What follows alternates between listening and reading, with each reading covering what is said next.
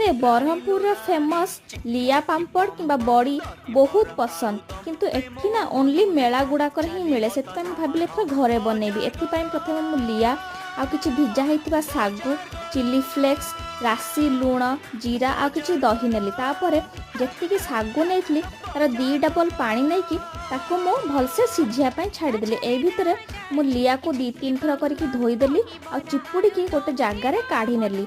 एबे एथरे मो मन पसंद मसला जेमती नेइथली जेमती कि राशि लुण जीरा चिली फ्लेक्स आ दही ऐड कली ता सहित जेमिति गोटे बहलिया मिश्रण प्रस्तुत हम सेतिकी मात्रार सागु नेली।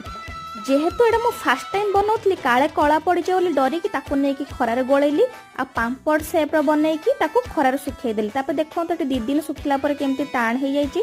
तापर ताको हम गरम तेल रे छाणी की एन्जॉय करबा। फास्ट टाइम हिसाब तो बहुत भलो बनथला। आपण भी केबे ट्राई करंतु ना याकू।